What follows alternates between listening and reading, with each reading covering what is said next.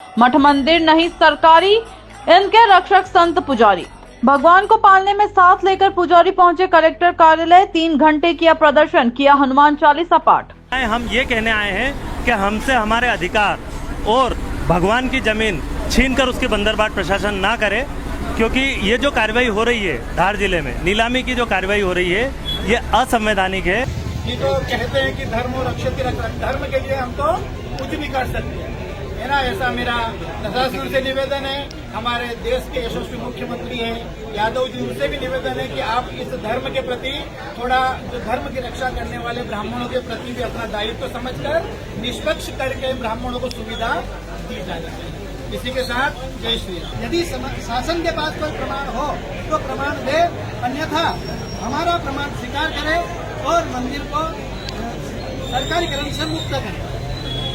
रही बात सवाल कि व्यवस्थापक कलेक्टर व्यवस्थापक नहीं हो सकता, सुप्रीम कोर्ट के 6/21 के फैसले में निर्णय हो चुका है। NTV टाइम, जनता की बात जनता के साथ।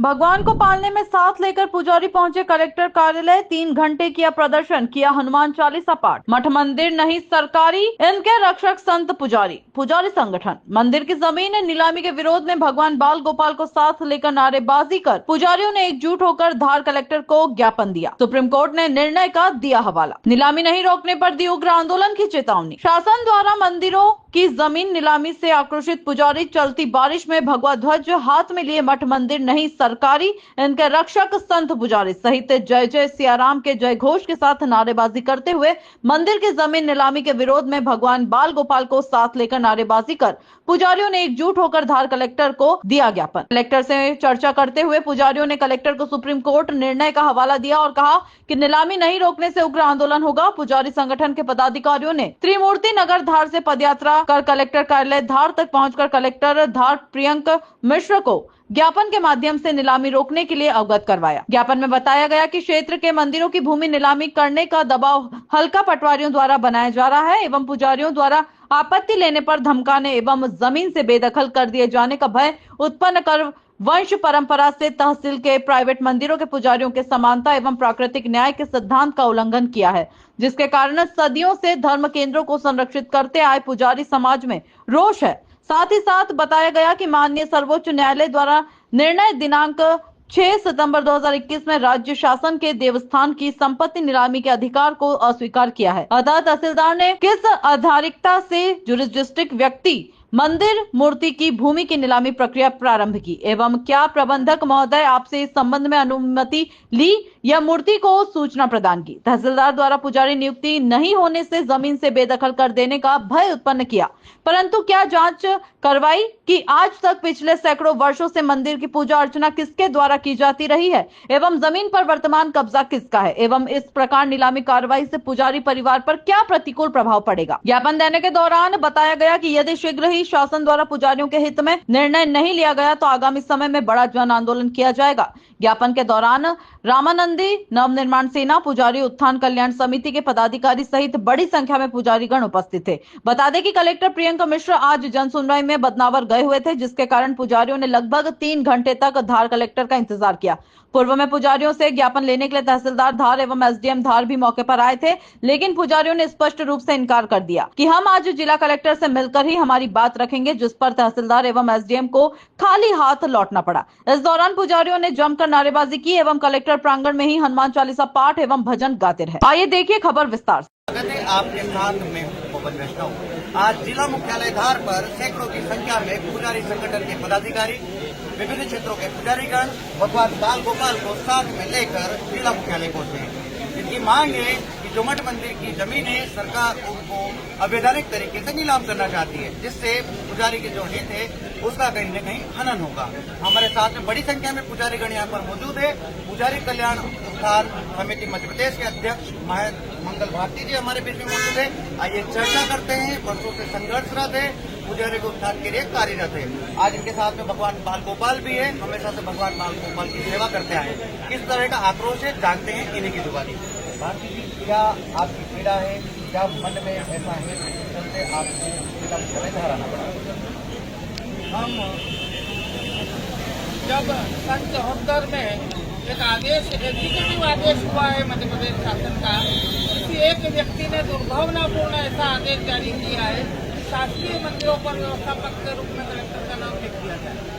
इसको कई न्यायालय बिल्कुल असंवैधानिक अवैध घोषित कर चुकी है। फिर भी आज शासकीय मंदिर तो मंदिर, फिर भी सभी मंदिरों पर उन्होंने व्यवस्थापक कलेक्टर लिख दिया है। और व्यवस्थापक की डेफिनेशन, मैनेजर की जो डेफिनेशन होती है, सुप्रीम कोर्ट ने, कई संविधान ने, विधि सम्मत जो डेफिनेशन होती है वो पुजारी पर लागू होती है।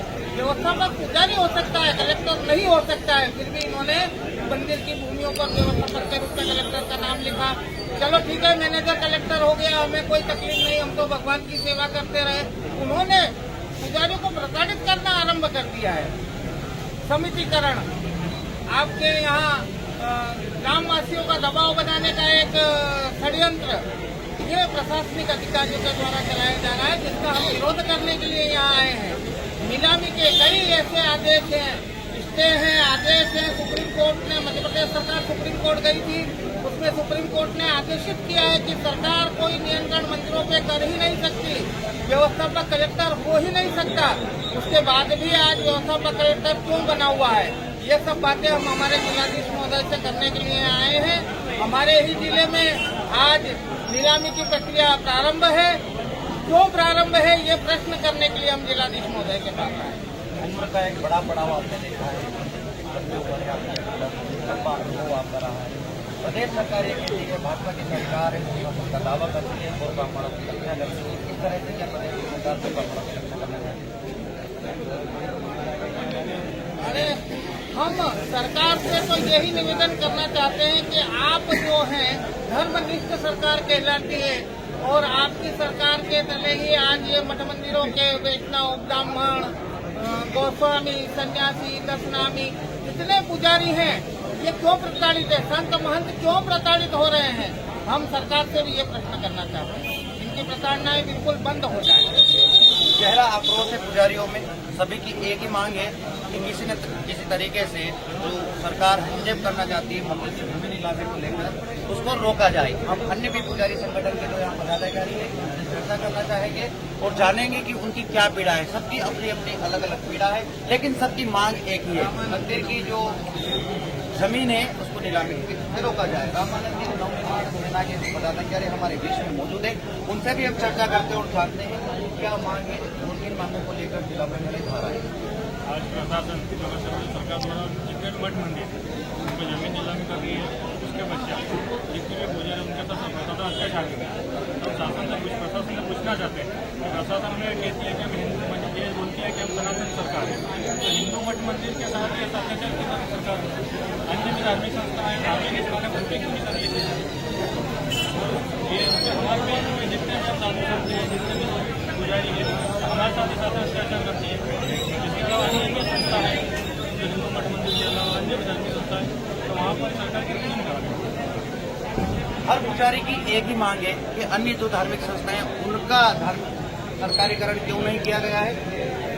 हमारे साथ एक अन्य प्रतिनिधि जो कि पुजारी संगठन के सदस्य है, उनसे भी हम चर्चा करेंगे और जानेंगे किन मांगों को आप यहाँ लेकर आए हैं। भविष्य में अगर मांगे नहीं मानी गई तो अगला कदम क्या है? सबसे पहले जय श्री राम। हमारे धर्म के रक्षा के लिए प्रभु जय श्री राम कहते हैं, धर्मो रक्षति रक्षित है।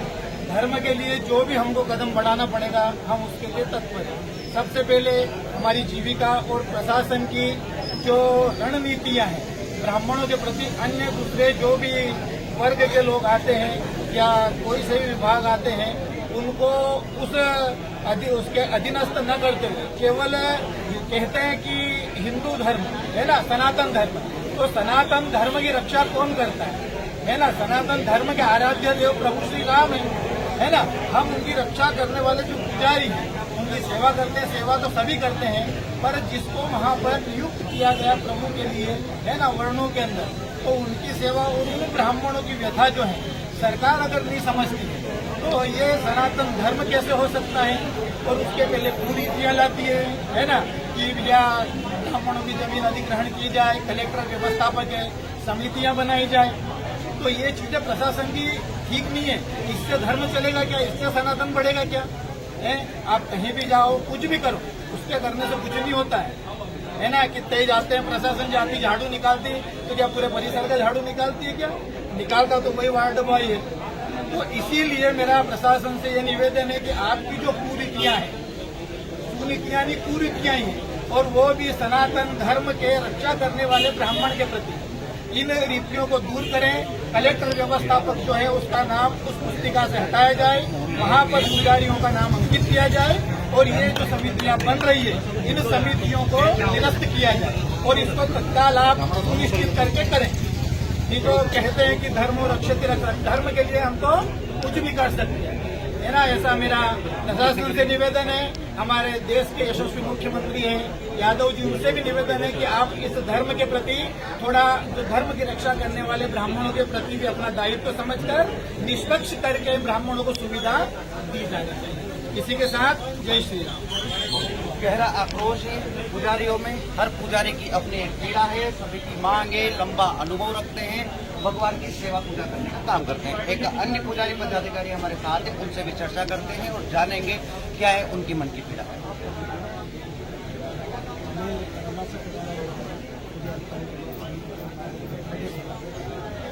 सबसे पहली बात तो एक शासकीय मंदिर, मुझे एक भी सबूत दे दे कि सरकार ने मंदिर बनाए। 15 अगस्त 1947 के बाद यदि कोई सरकार ने मंदिर का निर्माण करवाया हो तो शासन उसका सबूत दे, और यदि नहीं दे पाती है, सरकार कहती है कि हमारे पास कोई सबूत नहीं है, तो फिर ये मंदिर हमारे पास सबूत है। शासन ने यदि मंदिर बनाया, एक गांव में शिक्षा के लिए सिर्फ एक प्राथमिक विद्यालय बनाया, और आराधना के लिए 5 मंदिर क्यों बने हुए यदि सरकार ने बनाए?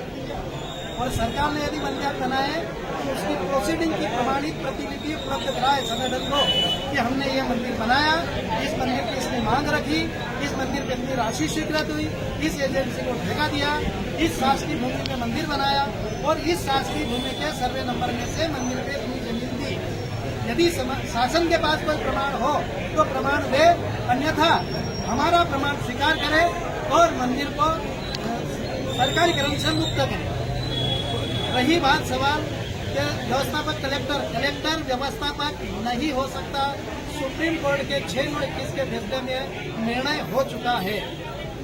उसके बाद भी यदि कहता है कि मैं व्यवस्थापक हूँ, आज चपड़ा गांव के अंदर चौकीदार से लेकर के कमिश्नर तक ये बोला जाता है कि मंदिर शासकीय, तो शासकीय कैसे भी है? शासकीय पटवारी बोलता है कि शासकीय भी है, कैसे शासकीय? व्यवस्थापक कलेक्टर है। अरे भाई व्यवस्थापक कलेक्टर है तो क्या किसी के यहाँ शादी है, 10 लोगों को व्यवस्था बांटी गई, तो वो जिसकी शादी है वो किसकी संतान है?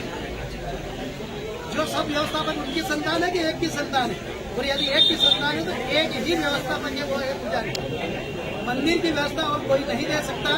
और यदि प्रशासन कहते हैं कि हम व्यवस्था देते हैं, तो सन 74 से आज तक किसी मंदिर पर शासन का प्रतिनिधि गया हो और मंदिर की व्यवस्था देखी हो तो वो प्रमाणित करे, अन्यथा मंदिर निजी है हमारा। तमाम तथ्यों के साथ यहाँ पुजारीगण मौजूद है। एक नारा इन्होंने लगाया है, मठ मंदिर नहीं है सरकारी, जिनके रक्षक संत पुजारी। अन्य पुजारीगणों से भी हम चर्चा करेंगे और दिखाएंगे ग्राउंड जीरो से पूरी रिपोर्ट। देखिए, यहाँ पर जो धार प्रशासन असंवैधानिक, असांस्कृतिक और अन्यायपूर्ण कार्रवाई कर रहा है, उसके विरोध में हम लोग यहाँ आए हैं। और ये जो भ्रम की स्थिति प्रशासन बना रहा है कि हम यहाँ कोई मांगे करने आए, हम ये कहने आए हैं कि हमसे हमारे अधिकार और भगवान की ज़मीन छीनकर उसकी बंदरबाट प्रशासन ना करे। क्योंकि ये जो कार्रवाई हो रही है धार जिले में, नीलामी की जो कार्रवाई हो रही है, ये असंवैधानिक है। माननीय सर्वोच्च न्यायालय राज्य शासन के नीलामी करने के अधिकार को अस्वीकार कर चुका है। राज्य शासन का स्वयं का आदेश है जो 22/4/23 का है कि पुजारी नीलामी की प्रक्रिया को प्रारंभ करेगा। कि उसी राज्य शासन का 2008 में 2 आदेश है कि प्रशासन जांच करे कि कितने प्राइवेट मंदिरों पर प्रबंधक कलेक्टर की अवैध प्रविष्टि हो चुकी है। सन 74 में जो कलेक्टर प्रबंधक की प्रविष्टि होना थी वो सिर्फ शासकीय मंदिरों पे होना थी, और वो शासकीय मंदिर पूरे मध्य प्रदेश में 450 से 500 है। और आज की तारीख में कलेक्टर महोदय प्रबंधक बनकर 60,000 मंदिरों पर बैठे हैं और उन जमीनों को कब्जा करके बंदरबाट करने का प्रयास किया जा रहा है। तो हमारी धार प्रशासन से आपके माध्यम से यही निवेदन है कि संविधान का सम्मान करें, संस्कृति का सम्मान करें और प्राकृतिक न्याय के सिद्धांत का सम्मान करते हुए पहले जांच करें कि जो ज़मीनें हैं इनके हितग्राही कितने हैं। पूरे प्रदेश में 12 लाख प्रभावित परिवार हैं इस व्यवस्था के। उन 12 लाख परिवार और 60,000 मंदिरों के संबंध में उचित और न्यायपूर्ण निर्णय लेने के हेतु राज्य सरकार से निवेदन है। शासन ने अगर आपकी मांगे नहीं माने तो अगला कदम क्या होगा? शासन धर्म के लिए लड़ने के लिए हम लोग कौन हैं? हम लोग वो लोग हैं जिन्होंने यवन काल में, अंग्रेज काल में उन लोगों से लड़ाई करके और इन धर्म और इन मंदिरों को जीवित रखा है। यदि आज हमारी खुद की सरकार हमें मिटा देगी तो हम मिट जाएंगे, पर धर्म नहीं छोड़ेंगे, क्योंकि ये जो बंदरबाट है ये धर्म के विरुद्ध है, ये जो कार्रवाई है ये धर्म के विरुद्ध है। इसलिए सनातन धर्म का रहना बहुत जरूरी है। हम लोग रहें या ना रहें, हमें जिम्मेदारी दी गई है धर्म के लिए लड़ने की। हम लड़ेंगे, अपने अंतिम सांस तक इसके लिए लड़ेंगे। सुना है हमने, और जो उनमें से ऐसी बातें हैं जो राज्य शासन से संबंधित हैं उसको तत्काल हम धर्मस्व विभाग की ओर बढ़ा रहे हैं। कुछ उनके जिला स्तरीय विषय भी निकल कर आए हैं, तो बहुत ही गंभीरता से हम उन पर विचार करेंगे। और इसमें बिल्कुल भी दो मत नहीं है कि मंदिरों के रखरखाव के लिए और मंदिरों की सुरक्षा में हमारे पुजारी समाज ही सबसे महत्वपूर्ण कड़ी है। और यदि उनकी तरफ से कोई बात